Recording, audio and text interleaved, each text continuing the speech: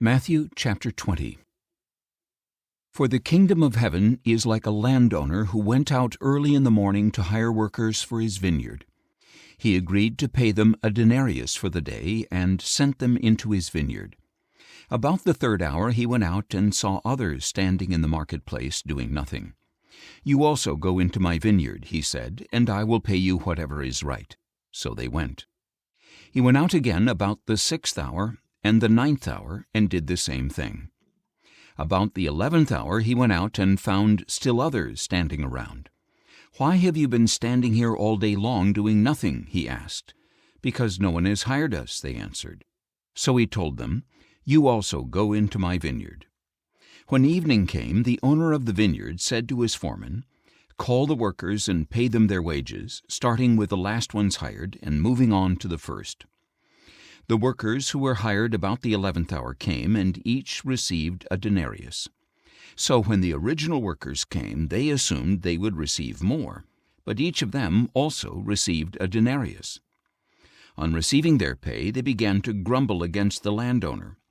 "These men who were hired last worked only 1 hour," they said, "and you have made them equal to us who have borne the burden and the scorching heat of the day."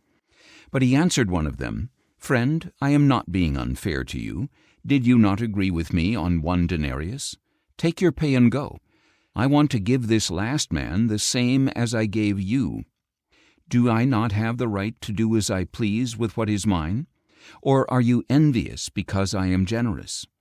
So the last will be first, and the first will be last. As Jesus was going up to Jerusalem, he took the 12 disciples aside and said, "Look, we are going up to Jerusalem, and the Son of Man will be delivered over to the chief priests and scribes. They will condemn him to death and will deliver him over to the Gentiles to be mocked and flogged and crucified, and on the 3rd day he will be raised to life." Then the mother of Zebedee's sons came to Jesus with her sons and knelt down to make a request of him. "What do you want?" he inquired. She answered, "Declare that in your kingdom one of these 2 sons of mine may sit at your right hand and the other at your left."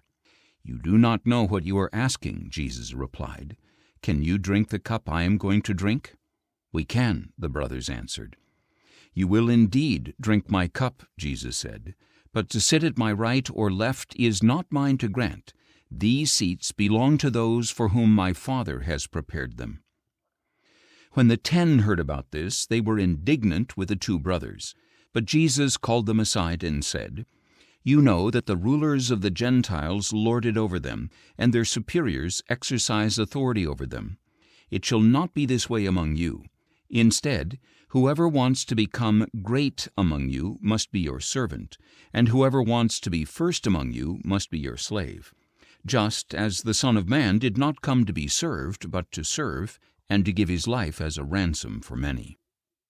As they were leaving Jericho, a large crowd followed him, and there were 2 blind men sitting beside the road.